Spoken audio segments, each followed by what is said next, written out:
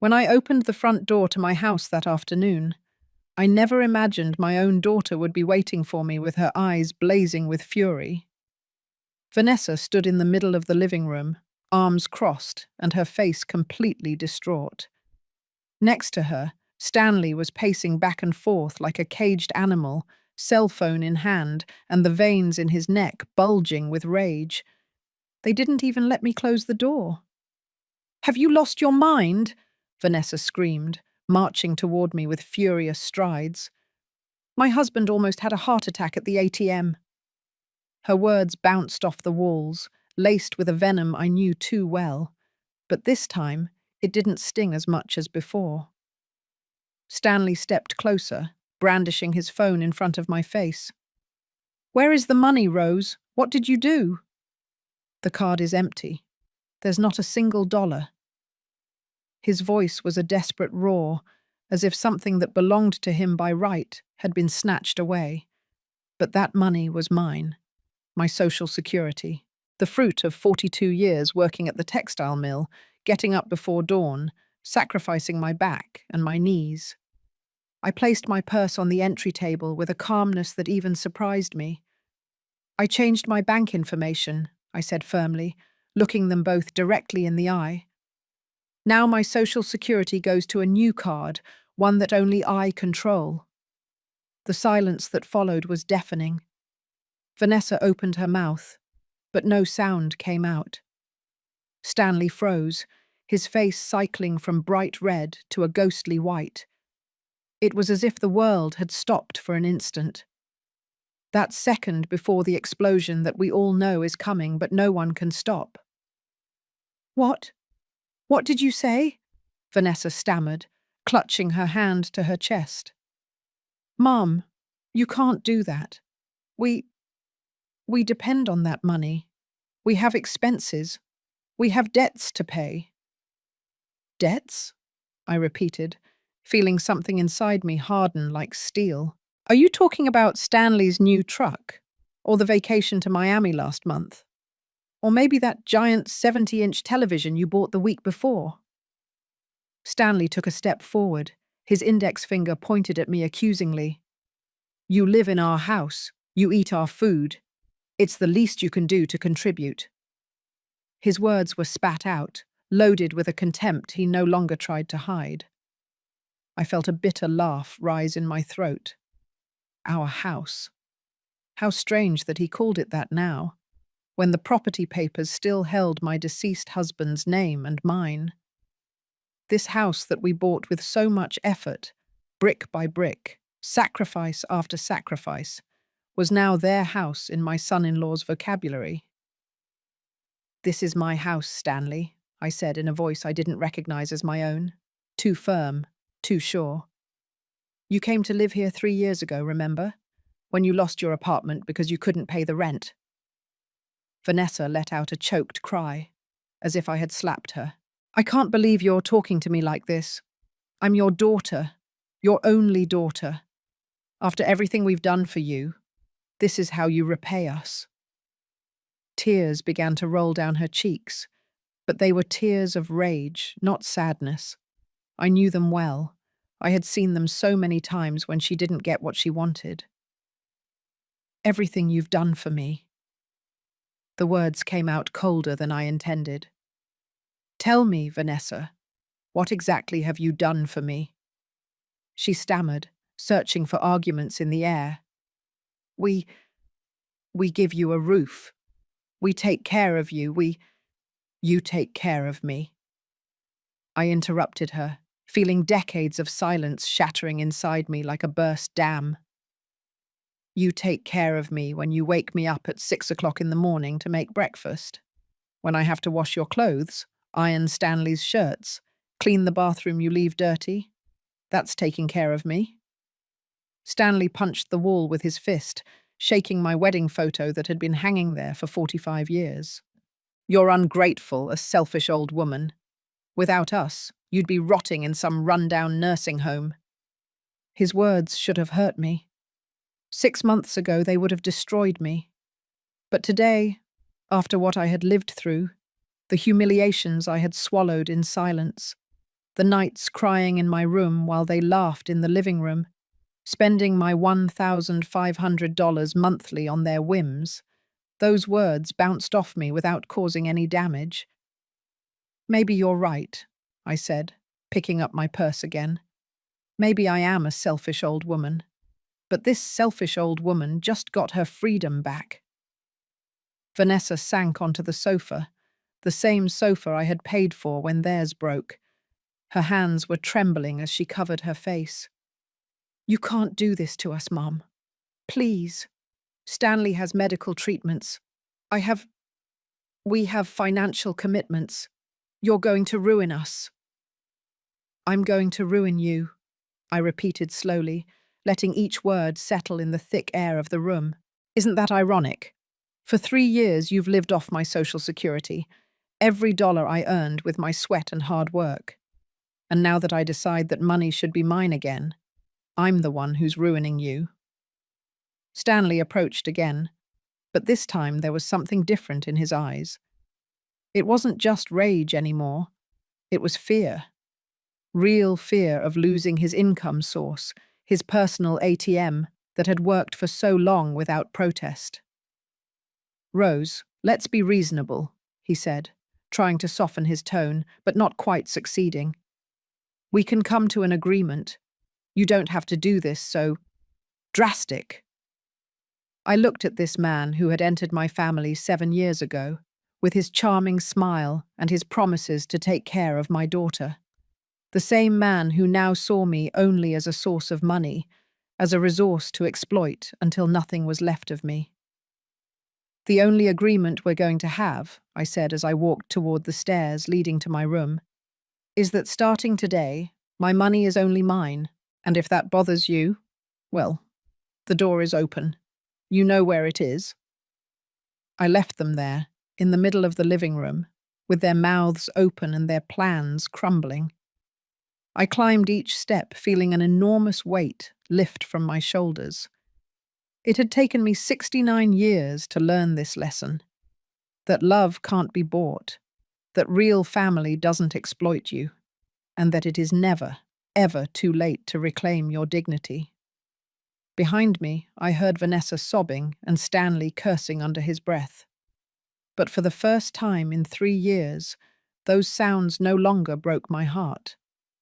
They only reminded me why I had made the most important decision of my life that morning, when I walked into the bank and said the words that would change everything.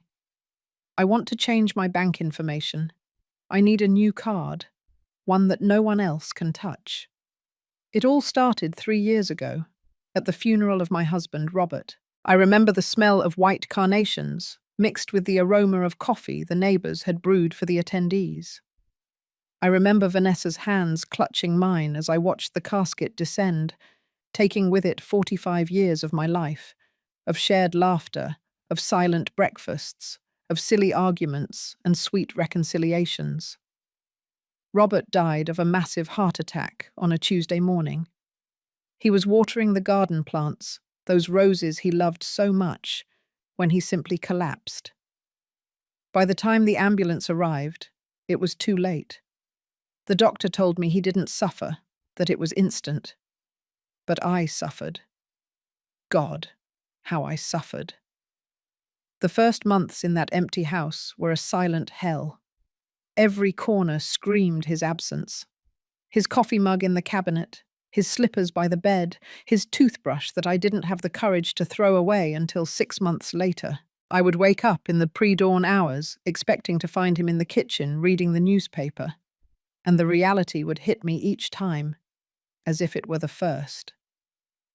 Vanessa came to visit me often at first. "Mom, you can't stay here alone," she would say, sitting on the living room sofa where Robert and I had watched so many movies. "Come live with us for a while, just until you recover." Stanley would nod beside her, with that smile that then seemed genuine to me, full of filial concern. I resisted for weeks. This house was my sanctuary, the place where I had raised Vanessa, where every wall held a memory. But the loneliness weighed like lead in my bones. The nights grew endless. The silence was so thick I could touch it. So I finally accepted. Just for a while, I told them, until I learned to be alone again. I packed 2 suitcases with the essentials: clothes, a few photos, the green knitted shawl Robert had given me for our 20th anniversary. I closed my front door with a knot in my throat, promising myself I would be back soon. How naive I was, how blind I was. The first months at Vanessa's place were bearable. She worked at a boutique downtown, and Stanley was supposedly looking for a job after being fired from the insurance company where he worked. I helped with the housework. I cooked, I cleaned. It made me feel useful, necessary. I thought I was contributing to the family while healing my broken heart. But things began to change subtly. First, it was Stanley who asked me to borrow $200 for a course that, according to him, would help him get a job. "I'll pay you back next month, Rose, I promise." He never returned it. Then Vanessa needed $300 to pay off a credit card debt. "It's an emergency, Mum. If I don't pay, they'll charge me sky-high interest." I never saw that money back either. At first, I didn't care. They were my family, my only family. If my money could help them, why not? Robert always said that family came first, that money came and went, but blood ties were eternal. I believed those words as if they were gospel. One day, Stanley arrived with a proposal. "Rose, I've been thinking. It would be easier if your Social Security went directly into our account.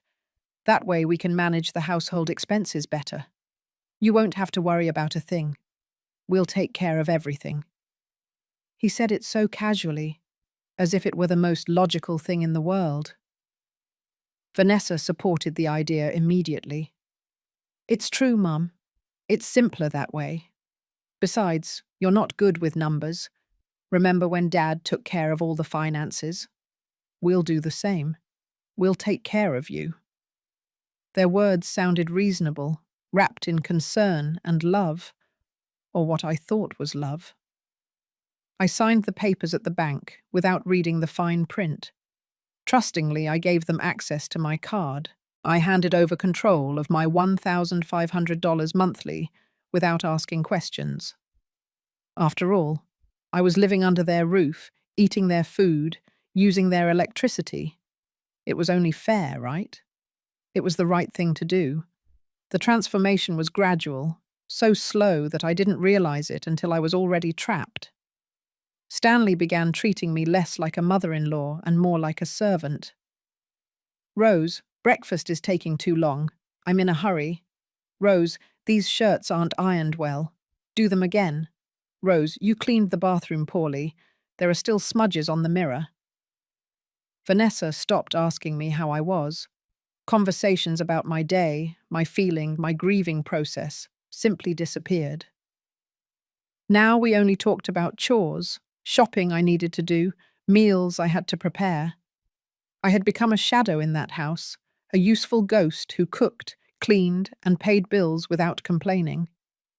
On weekends, they would go out to expensive restaurants without inviting me. "Those places are too noisy, Mom. At your age, you need rest," Vanessa would say, while putting on a coral-colored dress that I knew had cost at least $300. Dollars that came from my Social Security. I stayed home, eating leftovers, watching television in the small room they had assigned me in the back of the house. One day I found a forgotten receipt on the kitchen table. It was from a jewelry store in the most exclusive mall in the city. Stanley had bought Vanessa a gold necklace for $1,200. My heart sank. While I wore the same worn-out clothes from years ago, while I denied myself basic treats like a new book or a pastry from the bakery I liked, they were indulging in luxuries with my money. I started paying more attention. The nights out, the new clothes that appeared in their closets every week, the sports car Stanley bought with his savings, even though he hadn't worked a single day in 2 years. It all fit together like a macabre puzzle. My Social Security wasn't being used for household expenses. It was funding a lifestyle they couldn't afford on their own. I tried to talk to Vanessa one night while we were washing dishes. Honey, I've been thinking that maybe I should go back to my house. Enough time has passed since your dad died. I need to learn to live alone. My hands trembled as I rinsed a plate. She looked at me with cold eyes, so different from the warm eyes of the child I had raised. Go back to your house? Mum, don't be silly, that house is neglected. Besides, how are you going to live alone at your age? What if you fall? What if you get sick? You're safe here. You're cared for here. But there was no love in her voice, only calculation. That night I cried in my small room, hugging the pillow to muffle the sobs. I missed Robert with an intensity that tore me in two. He never would have allowed this. He would have defended me. But Robert was dead, buried under cold ground, and I was alone, facing a reality I didn't want to accept. My own daughter, the baby I had nursed, the child whose scraped knees I had patched up after every fall, the teenager whose tears I had dried after every heartbreak, was using me. She was squeezing me like an inexhaustible resource, a source of money with no feelings, no dignity, no value beyond what I could provide economically. But I still didn't have the courage to do anything. I still clung to the hope that things would improve, that it was just a difficult phase, that the love we once shared would resurface. I lied to myself every morning when I woke up, every night when I went to bed. I swallowed the humiliation because the alternative was accepting that I had lost not only my husband, but also my daughter. Months passed and the situation only got worse. Stanley didn't even pretend to look for a job anymore. He would get up at noon, eat the breakfast I prepared without even saying thank you, and spend the rest of the day on the sofa, watching sports or playing video games. Vanessa would come home from work, and instead of helping me with dinner, she would shut herself in her room to talk on the phone with her friends about their next vacation. One Friday night, while I was cleaning the kitchen after they went out to dinner, I found the bank statement thrown in the trash can. I pulled it out with trembling hands and unfolded it under the lamplight. My eyes scanned the lines of expenses: restaurants, bars, clothing stores, spas, gyms. In a single month, they had spent $2,800. My Social Security was $1,500. The rest came from credit cards I didn't know existed, cards that were being paid with my money from the following month. I sat down in the kitchen chair, feeling the world spin around me. They were getting into debt, living beyond their means, and using my Social Security as a bottomless pit to cover their excesses. How much longer could this last?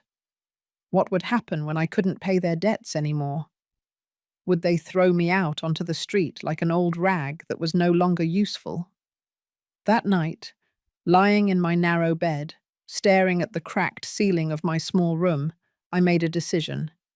I needed to know exactly what was happening with my money. I needed to understand the magnitude of the problem before I could do anything about it. And above all, I needed to recover at least a little of the control I had lost over my own life. The next morning I got up before dawn, as always. I made coffee, set the breakfast table, cooked scrambled eggs and toast. Everything on autopilot, while my mind worked on a plan. I needed information. I needed proof. I needed to see with my own eyes the extent of the theft they were committing against me. When Vanessa and Stanley got up, I had already made a decision. I need to go to the bank today, I announced while pouring coffee. I have to sort out some matters regarding your father's account that I left pending. Stanley looked up from his phone with an instant look of alarm. The bank? Why do you need to go to the bank? If you need something, I can go for you. His tone was too anxious, too controlling. They are personal matters, I replied firmly, surprising myself. Documents I need to sign. Things about the inheritance. I lied without batting an eye, and the lie came so naturally that it almost scared me. Vanessa exchanged a worried glance with Stanley. "Mum, I don't think it's a good idea for you to go out alone. Let me go with you. I get off work at 3 o'clock. We can go together." But I knew if she came with me, I would never get the answers I needed. "I'll go alone," I said, and there was something new in my voice, something that made them draw back slightly. 10 o'clock in the morning. Don't worry about me. I grabbed my purse and left the house before they could protest further. The bank was 20 minutes away by bus. During the ride, my heart was pounding so hard I thought all the passengers could hear it. What was I going to discover? Did I really want to know the truth? But it was too late to turn back. I had crossed an invisible line that morning, and there was no return. At the bank, a young executive named Brenda served me with a professional smile. "Good morning, ma'am. How can I help you?" Her eyes were kind, non-judgmental, and that gave me the courage I needed. "I need to see all the transactions on my account for the last 3 years," I said, my voice barely a whisper. "All the deposits and all the withdrawals. I want a complete statement." Brenda nodded and began typing on her computer. After a few minutes, the printer spat out page after page of information. When it finished, there was a stack of nearly 50 pages of paper in front of me. "Do you want to review it here, or would you prefer to take it home?" she asked. "I'll review it here," I replied, taking the stack with hands that barely trembled now. I sat in one of the chairs in the waiting area and began to read. And with every page I turned, I felt my heart growing smaller, harder, colder. The numbers didn't lie. In 3 years, they had spent more than $60,000 of my Social Security. $60,000.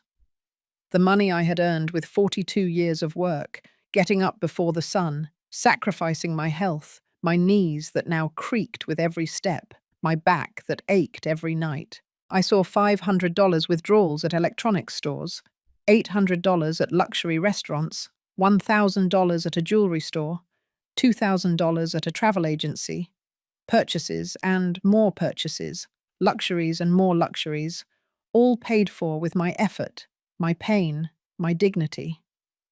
But the worst wasn't the big expenses. The worst were the small details that revealed the true nature of their betrayal. $20 withdrawals at bars at 2 o'clock in the morning, $50 at beauty salons every week, $150 on clothes every month.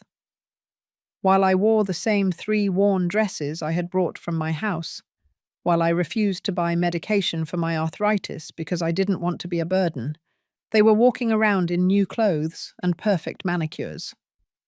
Brenda approached after an hour, a look of concern on her face. "Are you all right, ma'am? Can I get you a glass of water?" It was then I realized that tears were rolling down my cheeks without me noticing. "I'm fine," I lied, wiping the tears with the back of my hand. I need to know something. Is it possible to change my bank information? To have my Social Security deposit into a new account? A card that only I have?" Brenda's eyes lit up with understanding. She had seen this before. I knew it by the way she nodded. "Of course it's possible, ma'am, and I can help you right now if you wish. I just need to see your ID and sign some forms." My hand moved toward my purse, almost on instinct. "Yes," I said, and my voice sounded firmer than I felt. "Yes, I want to do it now. I want a new account, a new card, something only I can touch." Brenda worked quickly and efficiently. She explained every step of the process, every form I signed. In less than an hour, I had a completely new account, with a card that would arrive at my address in 5 business days. My Social Security for the next month would deposit directly there, in a place where Vanessa and Stanley couldn't reach it. "Is there anything else I can do for you?" Brenda asked when we finished. There was something in her eyes, a mixture of admiration and sadness, as if she understood exactly what was happening. "Yes," I said, surprising myself again. "I want extra copies of these bank statements, 3 complete sets." If I was going to do this, if I was going to reclaim my life, I needed to be prepared for what came next.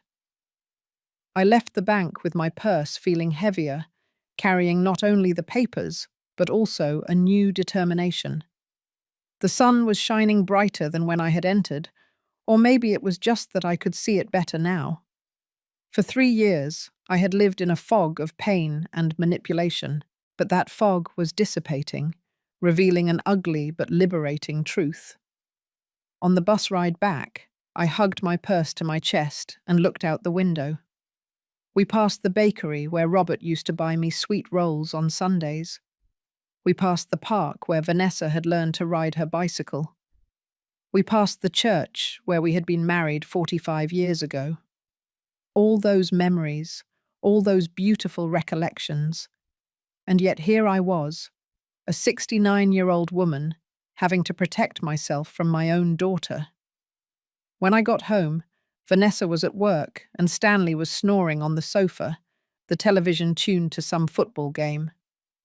I silently went up to my room and hid the papers at the bottom of my suitcase, beneath my underwear and old socks. No one would look there. No one would think that I, the foolish old woman who let herself be manipulated, would have the cunning to hide evidence. I sat on my bed and looked around my small room. The peeling cream-coloured walls, the window that faced the back alley, the tiny closet where my clothes barely fit. This was not a room for a beloved guest.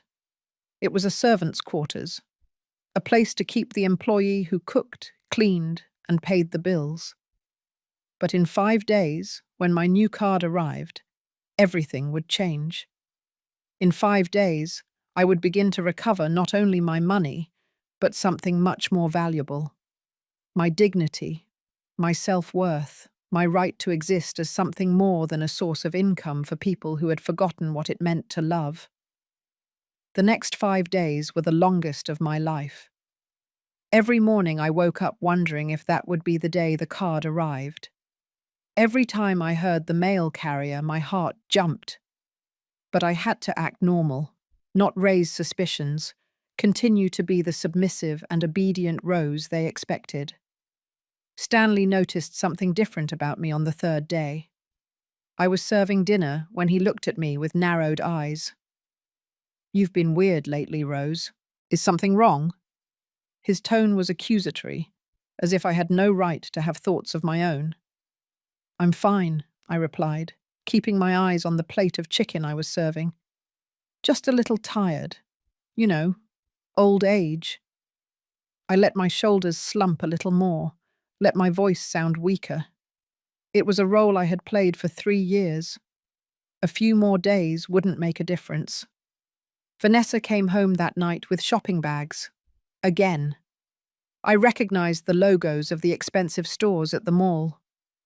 "Mum, I need you to iron this lavender dress for tomorrow.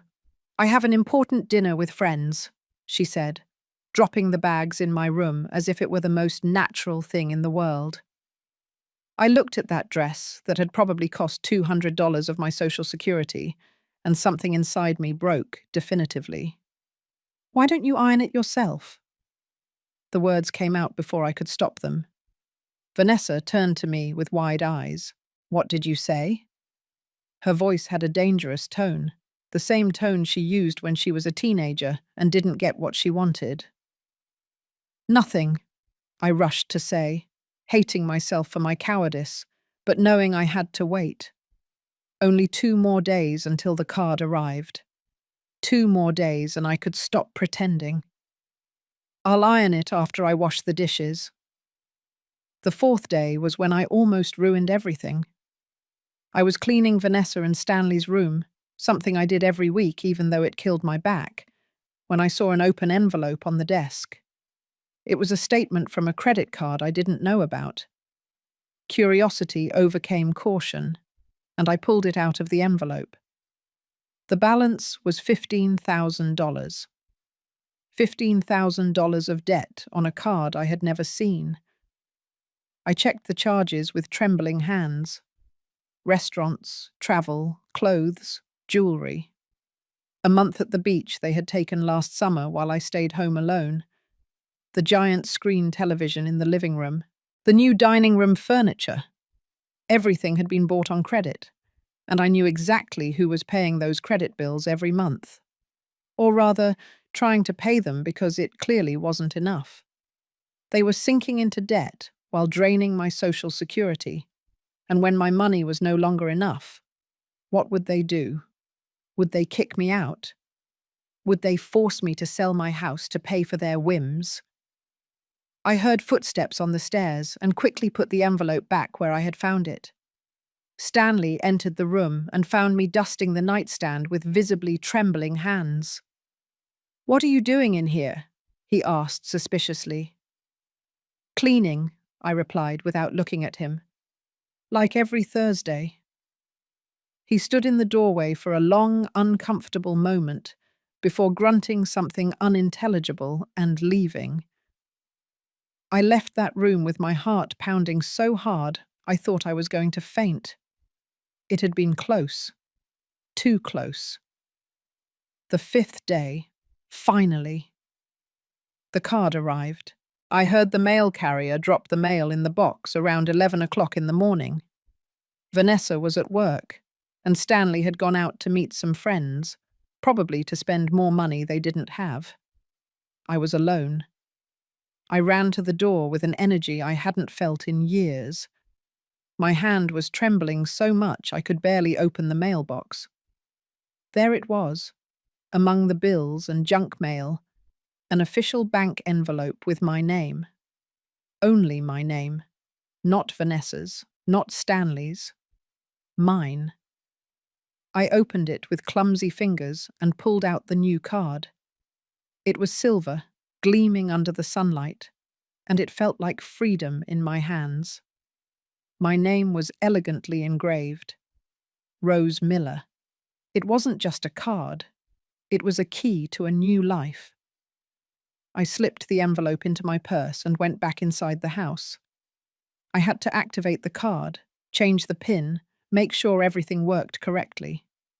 I called the number in the instructions and followed every step meticulously. When the automated voice confirmed that my card was active and that my next Social Security deposit would arrive in 2 days, I felt a wave of relief so intense that I had to sit down.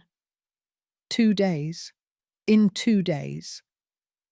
When Stanley tried to withdraw money from the ATM, as he always did on the first of the month, there would be nothing. The account would be empty. And then the confrontation I had been postponing for 3 years would come.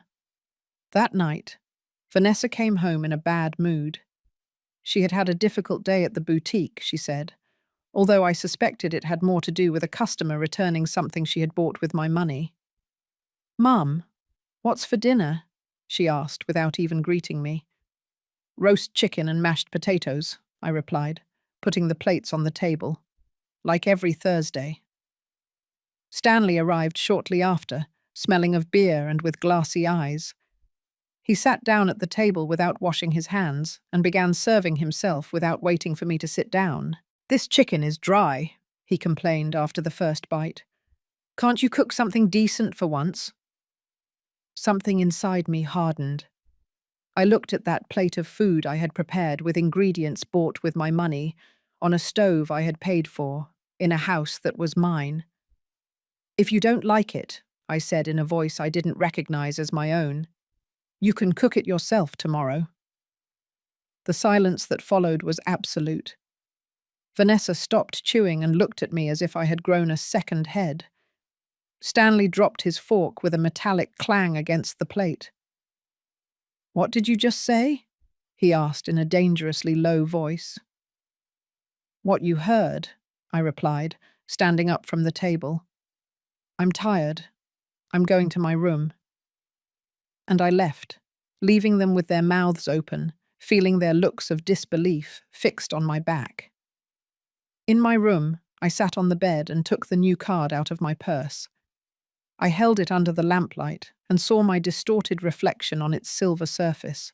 This woman in the reflection, with her wrinkles and grey hair, with her hands stained from years of work, this woman was me.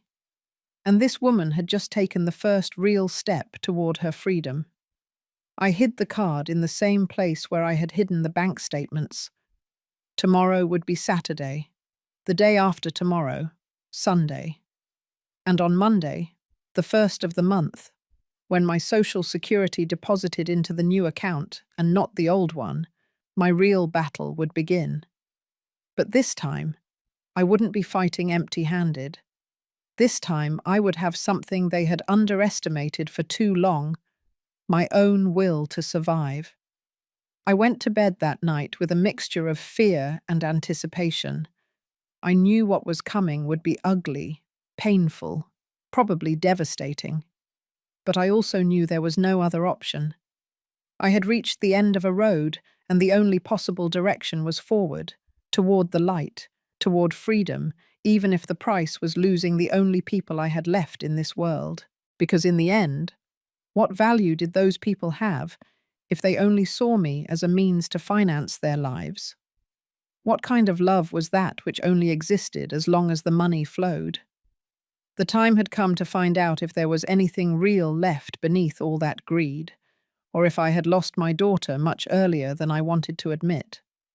The weekend passed in a strange tension.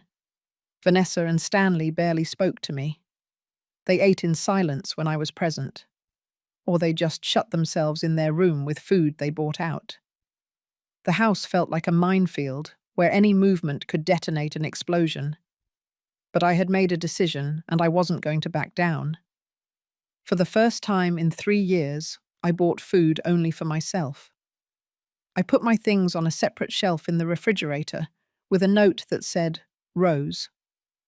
I felt ridiculous doing it, like a distrustful roommate, but it was necessary. I needed to establish boundaries that should have existed from the beginning. On the third day after the confrontation, I heard Vanessa crying in her room. My motherly instinct urged me to go up, to comfort her, to fix things as I had always done. But I forced myself to stay seated in the kitchen, drinking my tea, reminding myself that comforting her now would be surrendering. It would be returning to the same old pattern where I gave in and they won. Stanley tried a different tactic on the fourth day. He came into the kitchen where I was preparing my lunch and sat at the table with a contrite expression. Rose, we need to talk, he said, with a tone that I suppose was meant to sound conciliatory. Talk, I replied without stopping cutting vegetables for my salad. Look, I know things got out of hand. I admit it. But we're family. We should be able to resolve this civilized. His words sounded rehearsed, as if he had practiced them in front of the mirror. I am being civilized, I said, turning to look at him. I gave you clear options. Pay rent and contribute equally, or find another place. I don't see what's uncivilized about that. $800 is too much, he protested. You know we don't have that money. $800 for a room in this part of New York is a bargain, I replied firmly. And if you don't have that money, then I suggest you adjust your expenses. Cancel the streaming services. Sell the giant television. Stop eating out. Like I had to do for years when Robert and I were paying off this house. Stanley clenched his jaw. Vanessa is very upset. She cries all the time. She says you're rejecting her, that you don't love her anymore.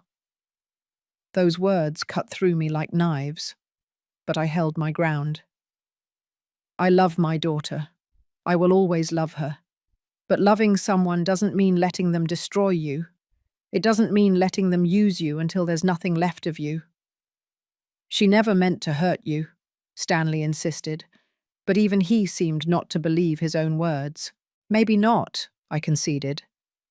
Maybe they never stopped to think about what they were doing to me. But that doesn't change the fact that they did it, and now they have to live with the consequences. Stanley stood up abruptly. You're impossible. I don't know how Robert put up with you all those years. And he left the kitchen, leaving me trembling with contained rage.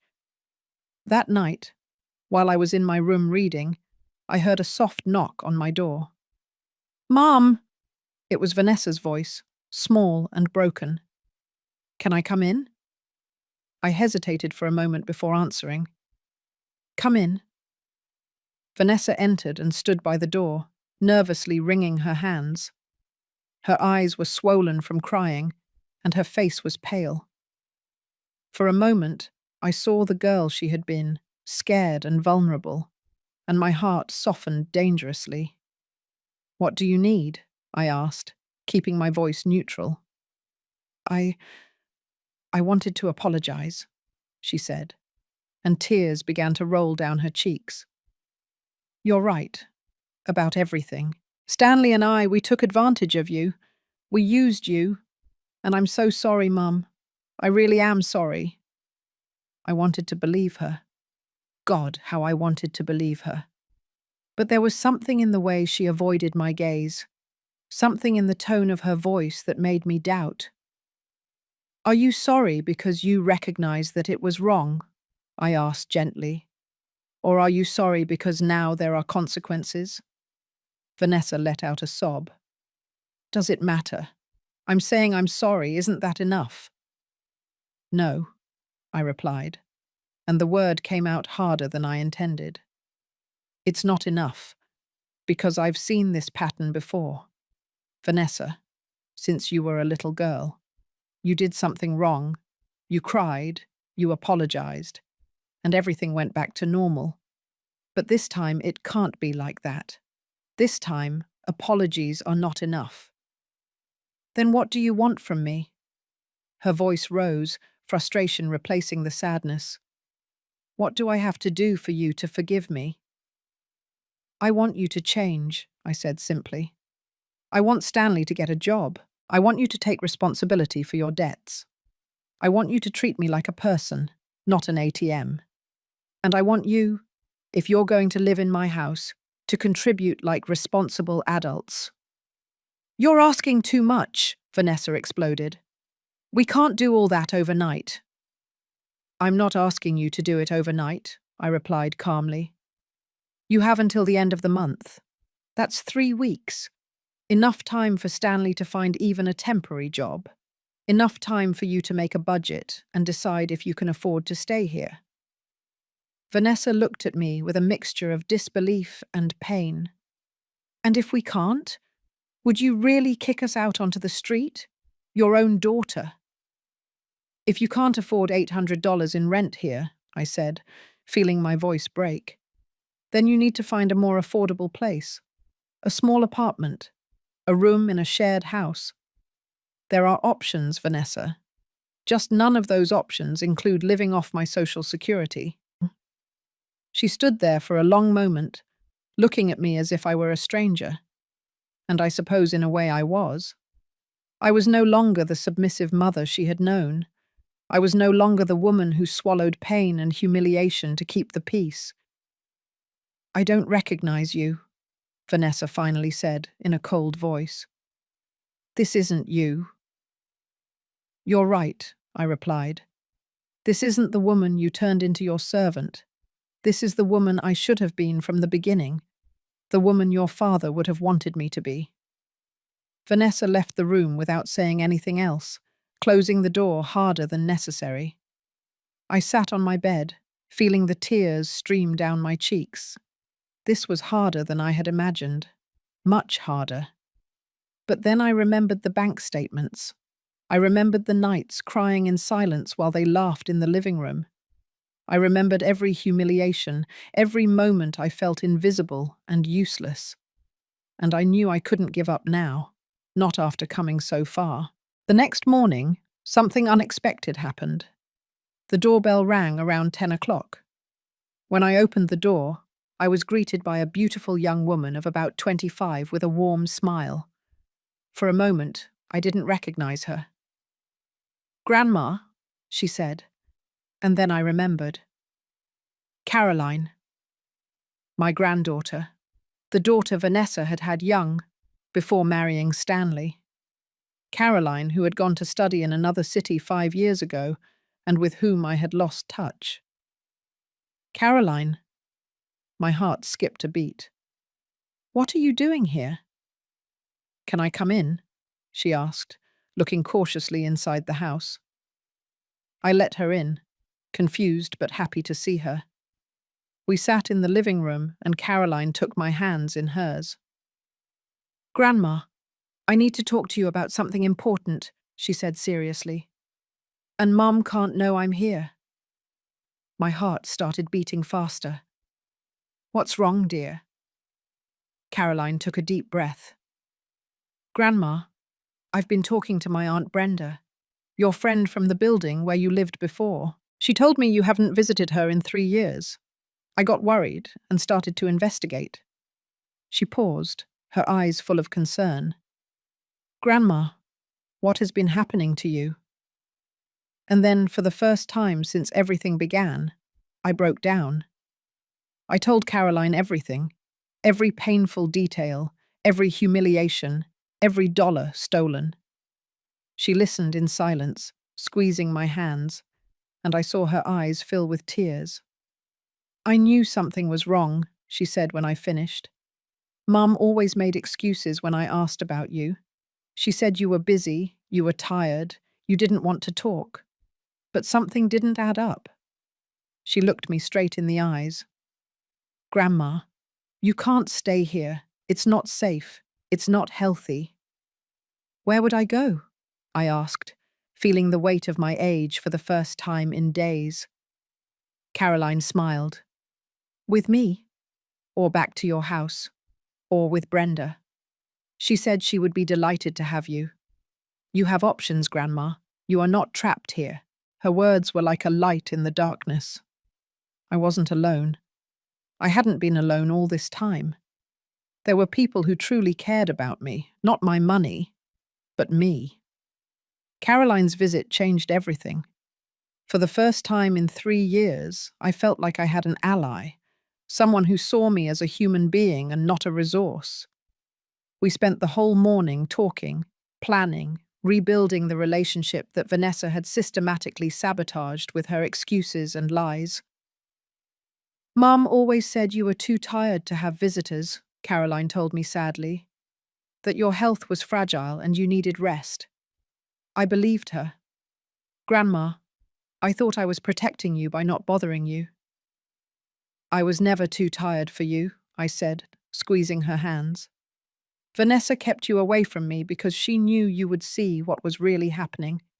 You were always more observant, more critical of her decisions. Caroline nodded slowly. I always had my doubts about Stanley. From the day Mum introduced him, I didn't like something about him. The way he talked about money, about success, as if they were the only important things in life. She paused. Do you know he asked me for money once? 2 years ago. $200 that he said he urgently needed. I had just started working, and it was all I had saved. Did you give it to him? I asked, although I already knew the answer. Yes, she admitted shamefully. And he never paid me back. When I reminded him months later, he got angry.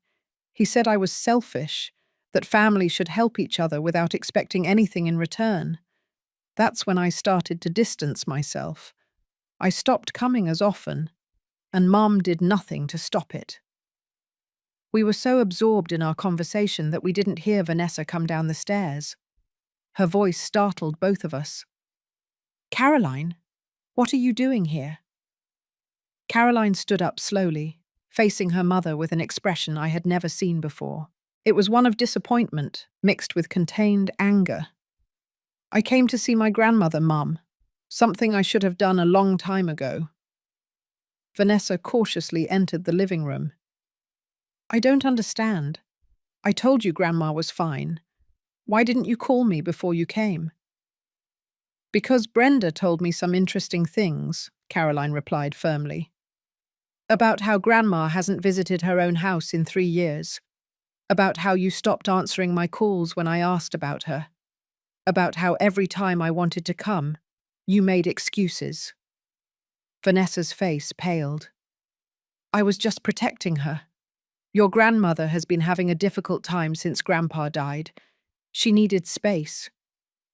She needed space, Caroline repeated incredulously.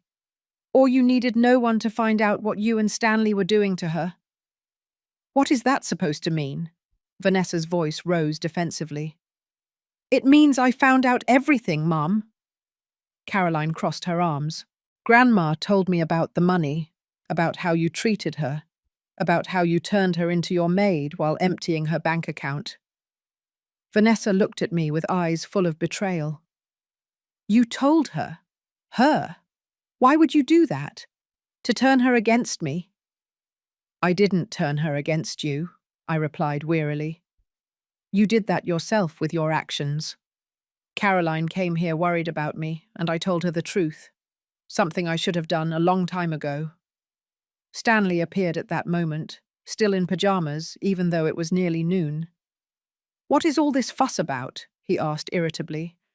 Then he saw Caroline and his expression changed. Oh, you? Yes, me, Caroline said coldly. The family member you prefer to keep away. Now I understand why. Look, kid, Stanley began condescendingly, you don't understand the full situation. Your grandmother is confused, mixing things up. I am not confused, I interjected before Caroline could respond, and I have all the bank statements to prove every word I said. I got up and went to my room, returning with the copies I had saved. I handed them to Caroline. Read for yourself. Caroline took the papers and began to review them. I saw her eyes widen with each page, her jaw tighten, her hands begin to tremble slightly. When she finished, she looked at her mother with an expression I had never seen on her face. It was pure disgust. $60,000, she said in a trembling voice. In 3 years. Mum, how could you? She's your mother. She raised you alone after my biological father left. She worked 2 jobs to give you a good education. And this is how you repay her. You don't understand, Vanessa said, the tears starting to flow. We had debts, problems. She wanted to help. She wanted to help, or you manipulated her into giving you access to her money. Caroline threw the papers onto the table. I saw the charges. Mum, expensive restaurants, jewelry, vacations, designer clothes, while Grandma was living in a room the size of a closet and wearing the same worn-out clothes. Stanley tried to intervene. Listen, Caroline, this is an adult matter. You don't have to get involved in an adult matter.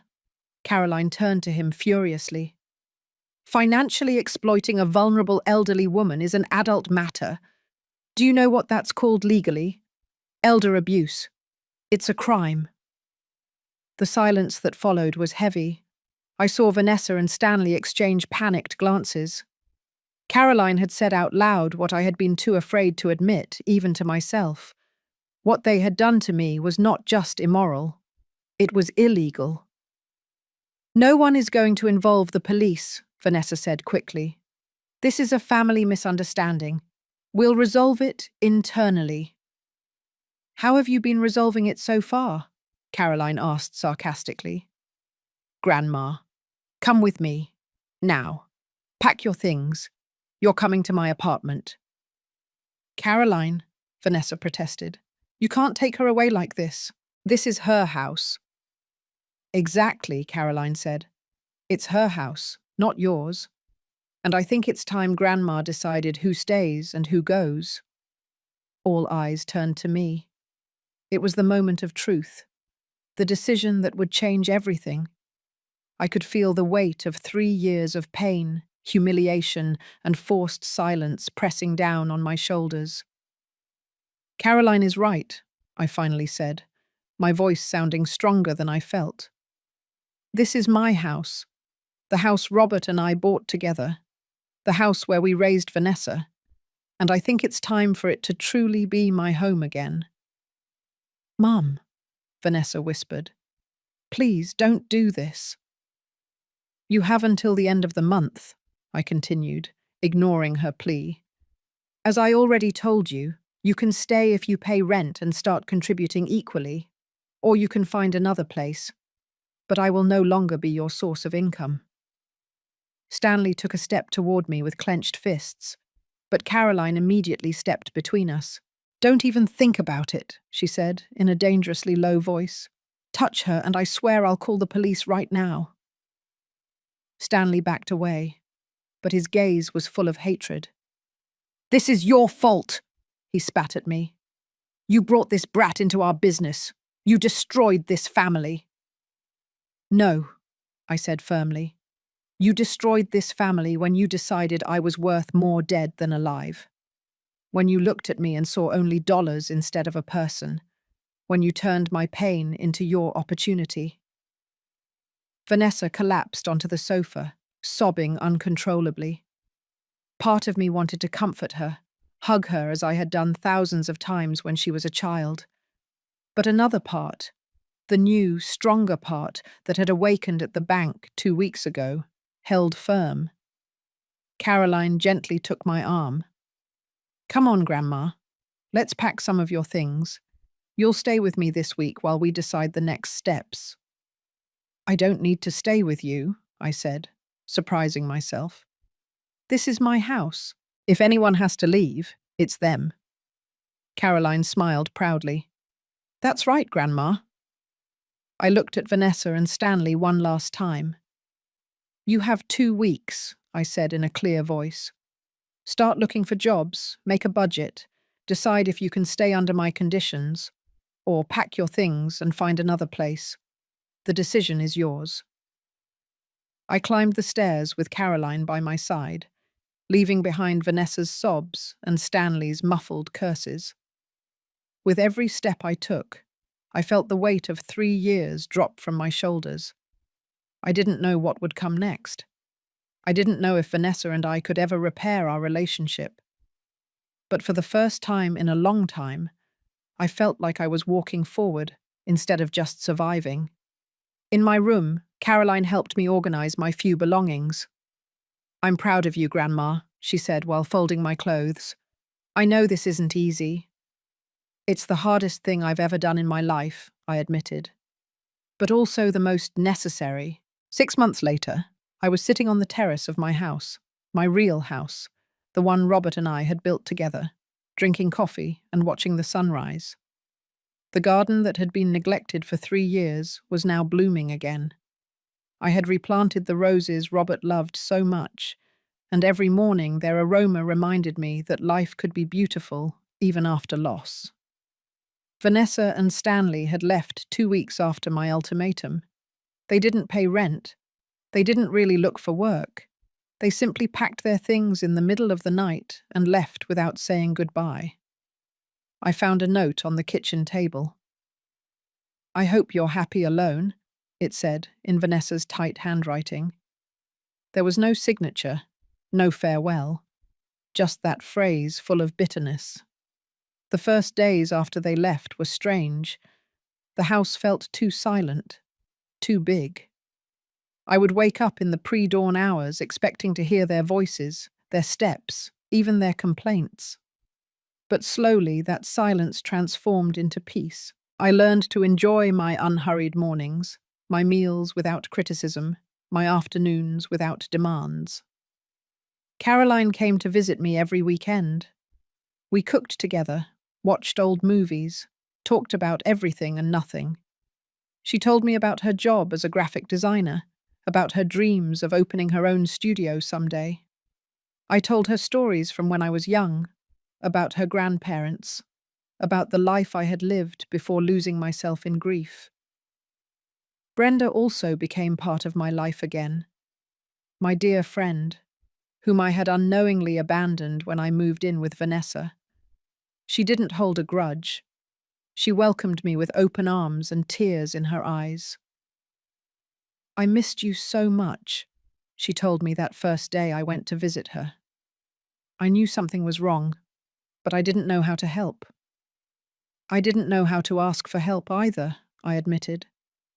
I had convinced myself that I deserved everything that was happening to me, that it was my obligation to sacrifice myself for my daughter. Brenda took my hands, her brown eyes full of the wisdom of her 73 years.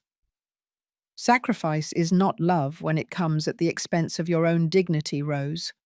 That's self-destruction. As the months passed, I began to rediscover who I was beyond being a mother, beyond being a widow. I joined a book club at the neighborhood library. I started taking watercolor painting classes at the community center.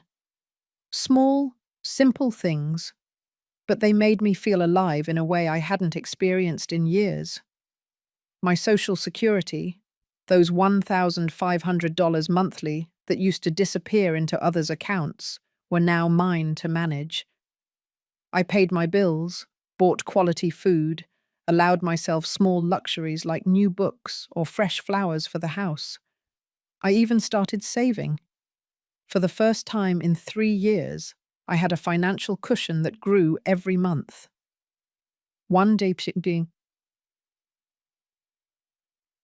months after they left, I received a text from Vanessa. It was brief, cold. I need you to loan me $5,000. It's an emergency. Not even a hello, not a question about how I was, just a demand disguised as a request. I replied after thinking about it for an entire night. No, Vanessa, I will not loan you money. If you have a real emergency, seek help from social services or friends. But my money is no longer available to you. Her response was instant and venomous. I knew you were selfish.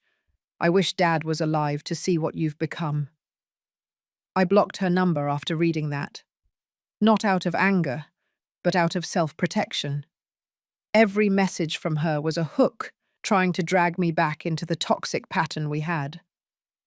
Caroline hugged me when I told her, "You did the right thing, Grandma. Mum needs to hit rock bottom before she can truly change, and you helping her just delays that." "Do you think we can ever fix our relationship?" I asked her in a small voice, because despite everything, Vanessa was still my daughter. Caroline thought about it for a moment. Maybe, but only if she truly recognizes what she did. Not just empty apologies because she needs something. A real recognition of the damage she caused. And that might take years, Grandma, or it might never happen. I learned to live with that uncertainty. Some days were harder than others. I would see mothers and daughters walking together in the park and feel a pang of pain. I would hear Brenda on the phone with her children and wonder if I would ever have those conversations with Vanessa again. But then I would look around my house, truly mine now, filled with things I had chosen. I would look at my bank account with its growing balance. I would look at the watercolor paintings I had created, imperfect, but made with love. And I knew I had made the right decision. One spring afternoon, while watering Robert's roses, I heard someone knocking at the door. When I opened it, I found Vanessa standing on the step. She looked different, thinner, with deep circles under her eyes, without the perfect makeup she always wore. Her clothes were simple, worn.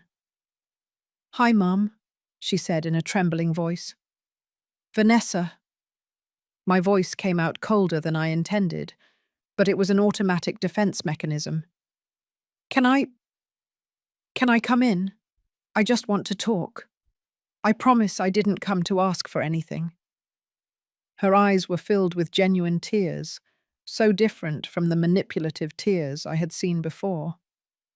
I let her in, even though every instinct screamed at me to be cautious. We sat in the living room, with a considerable space between us on the sofa. "Stanley and I separated," Vanessa began, looking at her hands. 2 months ago. It turned out he had more debts than I knew. Gambling debts. We lost the apartment we were renting. I'm living with a friend now. I got a second job. I'm trying to pay off everything we owe. I waited in silence, without offering solutions, without trying to fix her problems. I didn't come to ask for money, she continued. I came to tell you that you were right. About everything. I used you. I treated you horribly. I took advantage of your grief after Dad's death and turned you into something you weren't. I took away your dignity. The tears were rolling freely now. And I'm sorry. God, Mum, I'm so sorry. Why now? I asked gently. Why come and tell me this now? Because I hit rock bottom, she admitted. Because I lost everything. Because I finally understood what I did to you when someone did the same thing to me. She looked up, her red eyes meeting mine. Stanley left me with nothing, Mum. Exactly like I left you. And when I felt used, discarded, invisible, I finally understood. We stayed in silence for a long moment. Part of me wanted to hug her, forgive her immediately, go back to being her protective mother.